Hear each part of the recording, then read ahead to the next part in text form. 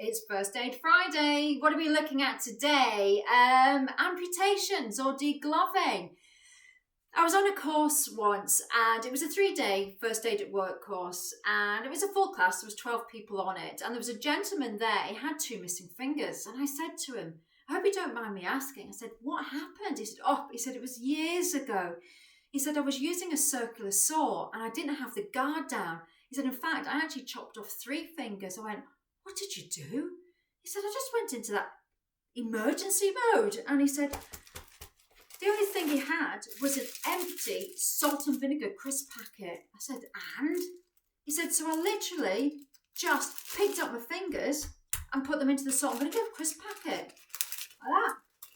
There was a lady on the course and she said, oh, I bet that stung. Anyway, moving on.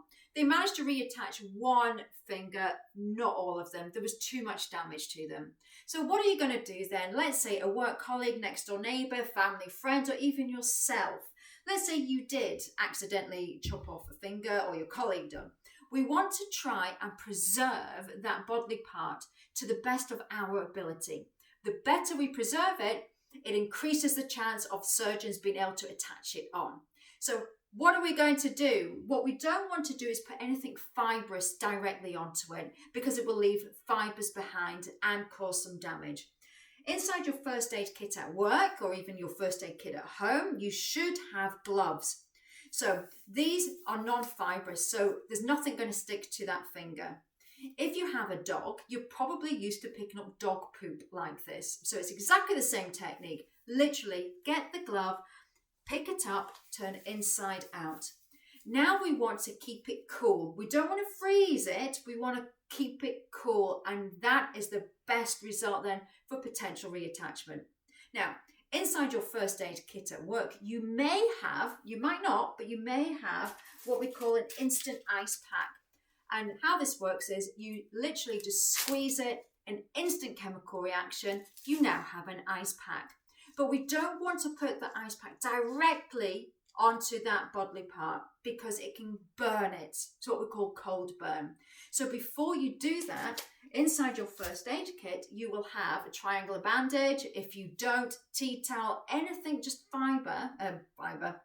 tea towel, for example, and just wrap it in that first, just as a barrier from the ice pack, and place it on top. This will keep it cool. You now can transport the person to hospital, or alternatively, I would advise you to call 999. When 999 arrives, then of course you can pass over the bodily part.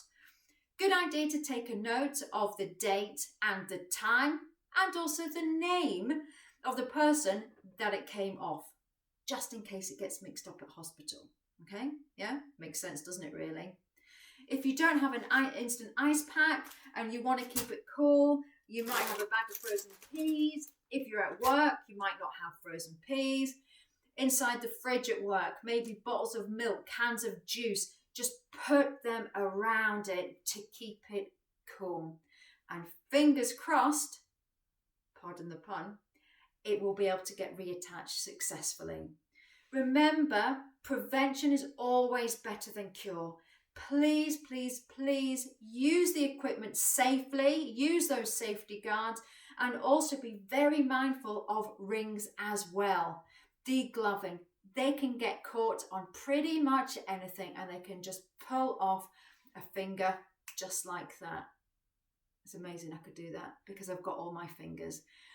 I'm Sarah and I am owner and trainer of First Aid at Work, Aberdeen and Aberdeenshire, in partnership with Mini First Aid. Have a fantastic weekend, keep safe and make sure you use your equipment correctly. Take care, bye bye.